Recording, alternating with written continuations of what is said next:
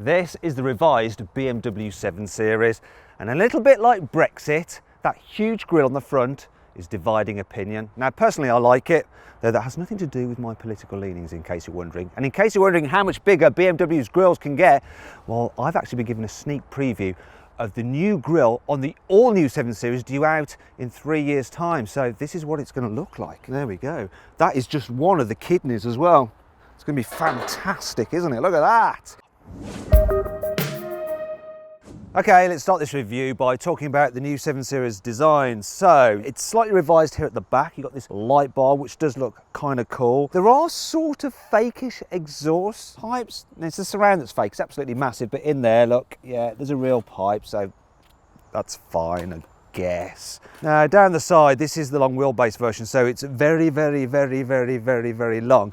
They have updated this. It used to look like a hockey stick, this thing, because they had more angle on that bit there, but they've made it vertical because they got fed up of people taking the mickey out of it. Now at the front, redesigned bumpers. It looks really cool, this kind of swishy effect. This one's got lots of chrome on it as well, and of course the big old grille. And the actual bonnet is now higher than before. If you're wondering why they've done this grille, it's because the Chinese like big, bold grilles, and every car manufacturer wants to be selling lots of vehicles in China because that is where the money is. The interior of this revised 7 Series is pretty much the same as before, but that's not too bad. It's not the most exciting looking design compared to an S-Class, but it is super, super high quality. I think it's better quality than the Mercedes actually. Everything you touch is absolutely blooming lovely. You can't find any cheap bits of plastic, not anywhere.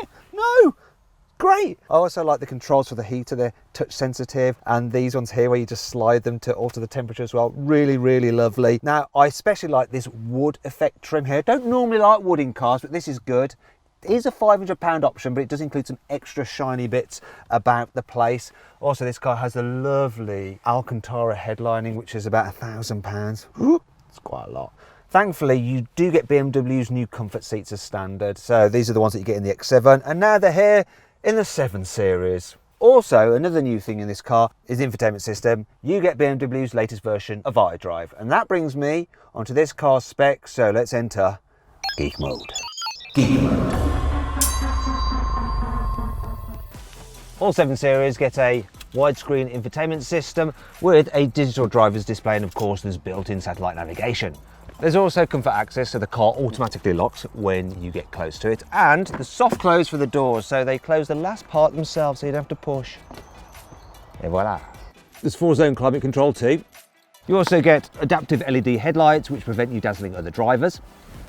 And then there's this huge interior Art Deco light for 7 different colours of ambient lighting. M Sport models get 19-inch alloy wheels, though the 50i gets 20 inches.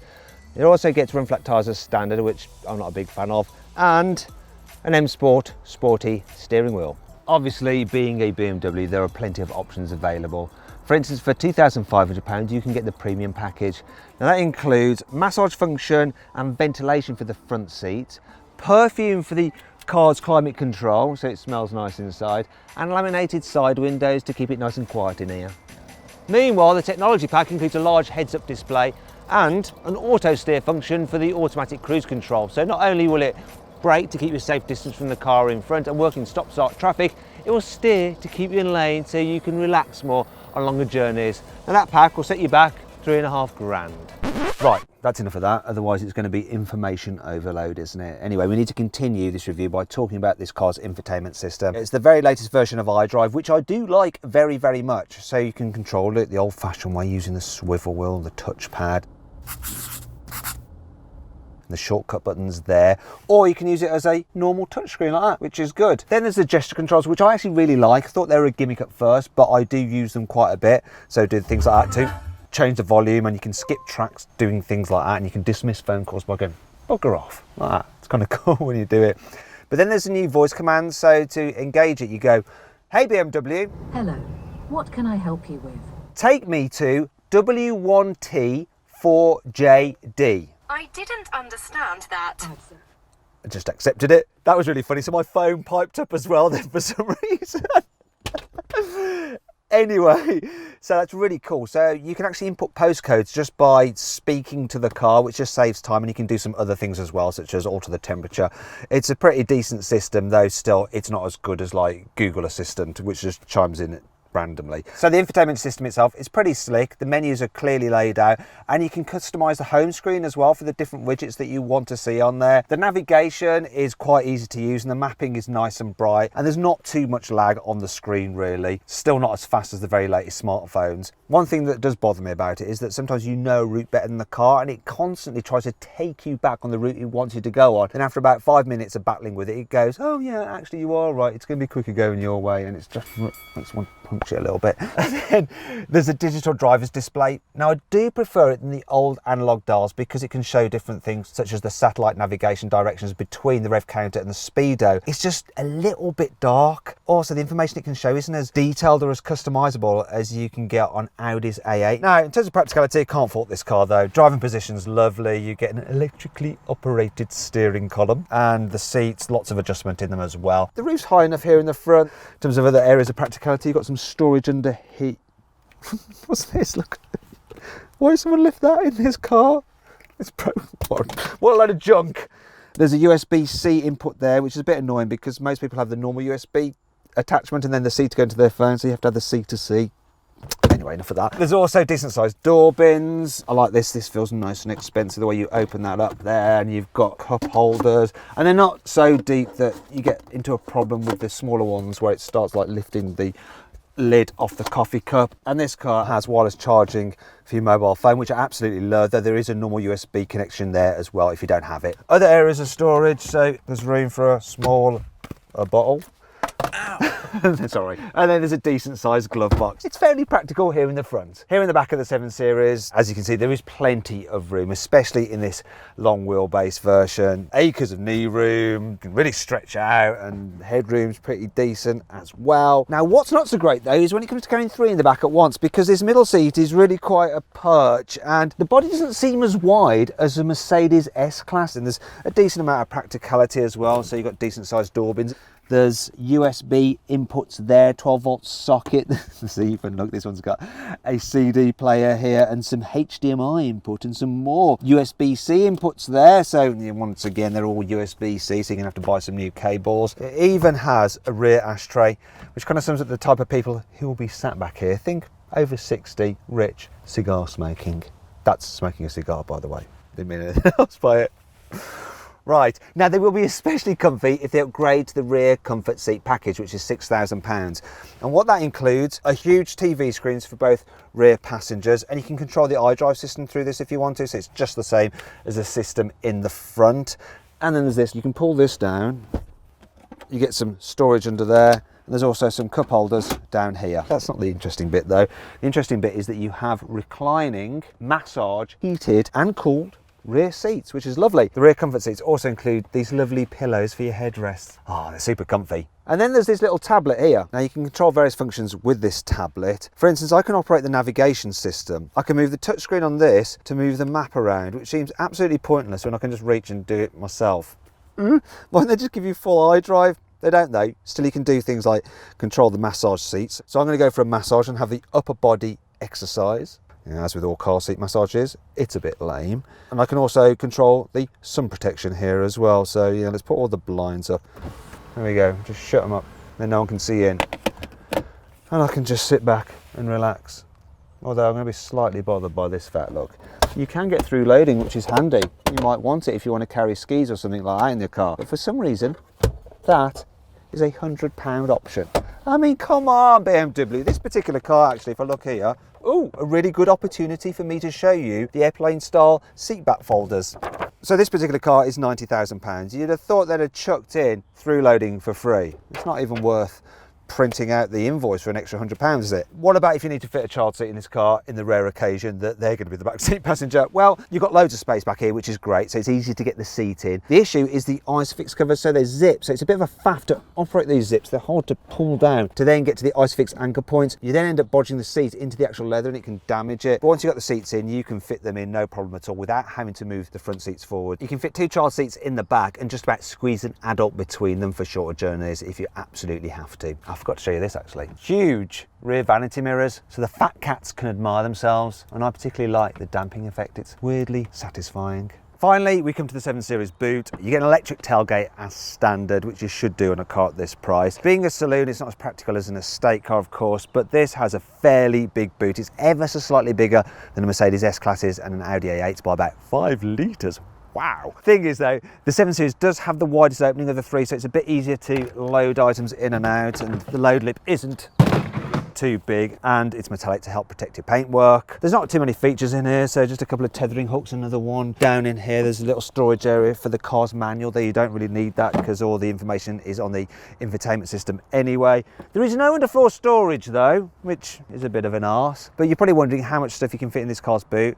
Well, there's room for 2 large suitcases, 2 small suitcases, and 2 or 3 soft bags. You'll be able to fit a set of golf clubs in there, no problem at all. In fact, you'll be able to fit about 4 sets in there. You can also fit a pushchair in there, and there is room for a bike, but you will have to remove both wheels. Reason being, you can't fold down the rear seats in this car at all, which is a bit annoying, and that brings me on to 5 other annoying things about the BMW 7 Series. You can unlock the car if you've got an Android phone, but it doesn't work with an Apple phone. Yet while you get Apple CarPlay for the car's infotainment system, it doesn't have Android Auto. So BMW sort of want you to have 2 phones. When you fold down the central armrest, it actually pushes against the central seatbelt buckle and leaves an indentation in your soft merino leather. That would really do my head in. You have to be careful how you hold the door handles, because their design means that sometimes they can pinch your finger, look. Ah, you f***ing bastard! This slightly naff badge here is there to say that this car has a carbon core to help keep the weight down, though it still weighs around 2 tons. In fact, I think the only real bit of carbon in the core is this silly badge.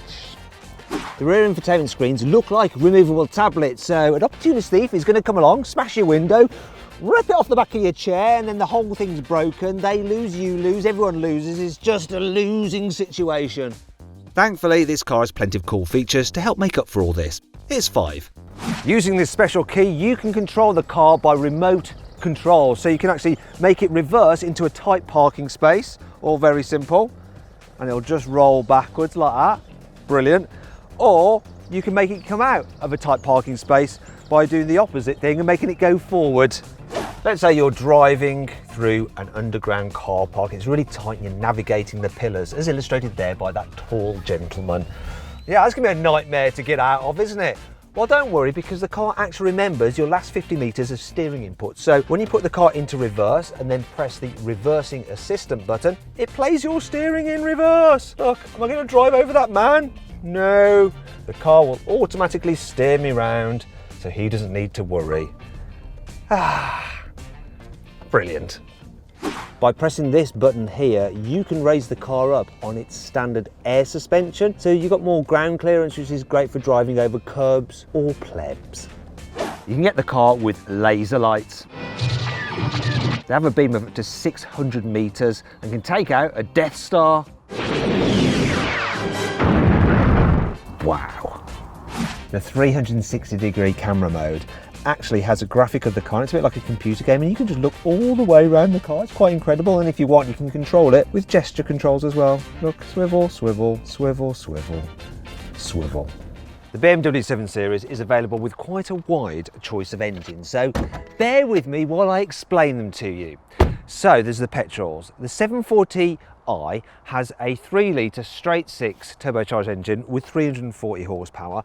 Then there's the 745e, which is a hybrid, and it has a 2-litre turbocharged petrol engine with 2 electric motors and 286 horsepower. And then there's the 750i, which has a 4.4-litre V8 with 530 horsepower. Then the 760li, which has a 5-litre V12 with 585 horsepower. Moving on to the diesels, there's this 730D, which has a 3-litre straight-six diesel with 265 horsepower. Then the 740D, which has a similar engine but with some more turbochargers thrown in for good measure, and 320 horsepower. Now, all models are available with xDrive all-wheel drive, apart from the 740i, which is rear drive only, but all cars do get an 8-speed automatic gearbox as standard. This 7 Series is super comfy to drive in town. So you get adaptive air suspension as standard, and not only do you have a comfort mode, you have a comfort plus mode where everything gets even more relaxed. It soaks up bumps brilliantly. Maybe the air suspension in Audi A8 is even better, but I'm splitting hairs. Now this car has a turning circle rather similar to an Audi A8, so it's rather similar yet again to an oil tanker. This thing's over 5 meters long, so it's not going to be the most maneuverable. However, you can fit it with rear wheel steering, which does actually reduce the turning circle by 1 meter, which is well worth it, and then it makes it far more manageable in town or tight underground car parks. Still, the steering is nice and light, so that's never a problem, and the gearbox is nice and smooth as well. What's it like to park though? Well, there's a space there. I'm going to see if I can fit in it, but I'm going to have to go all the way up here to turn round because I can't do it in this space. So just bear with me, caller. Okay, here comes the parking space, but I don't want to struggle. I'm going to use the car's tech, so I'm going to use the park assistant. So it's surveying, looking for a space. Is he going to find one? Yeah, it's found one. So I'll just press that button there, and the car should just do everything. I'll just lift off the accelerator and the brakes and the steering, and it just does its thing. You can monitor on the screen. It's a bit of a tight angle. Oh, wait a minute. It's perpendicular parking because this car is just too long even for that gap. I reckon if I'd had the normal wheelbase version of the 7 Series, I'd have probably got in there, but no chance with this. Yeah, if you have the long wheelbase version, you are just going to be looking for a parking space for quite a long time. Also, if you are parking yourself, it's quite annoying that you can't see out the back window when it's raining because there's no window wiper. Also, there's a few blind spots such as the side pillars. That was a bit of a pointless exercise. Let's carry on with the rest of the review.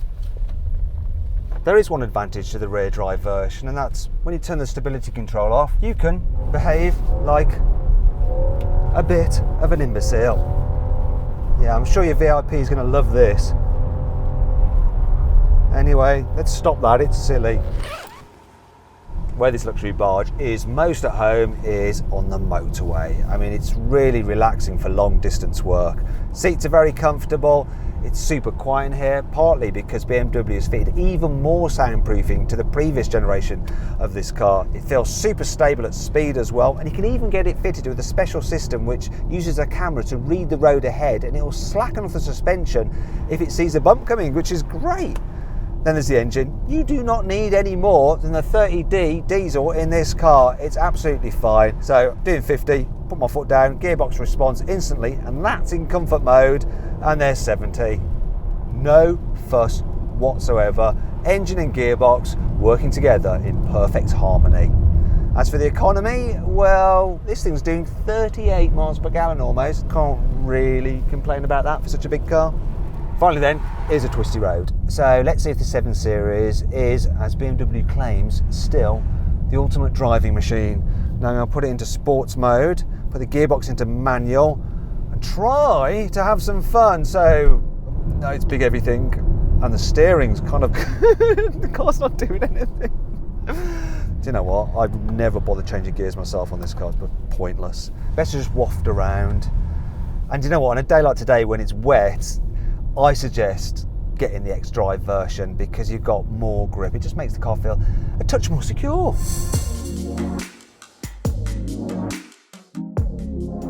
So then, what's my final verdict on the BMW 7 Series? Oh, yeah, thank God for soft close. Should you avoid it? Should you consider it? Should you shortlist it? Or should you just go right ahead and buy it? Well, I reckon you should shortlist the new BMW 7 Series. Yeah, it's a really lovely luxury car, so long as you can get on with its big old nostrils. Do you agree with my verdict? Let me know in the comments section. Also, please subscribe to this channel for more videos, or click on the video windows below to watch another of my videos.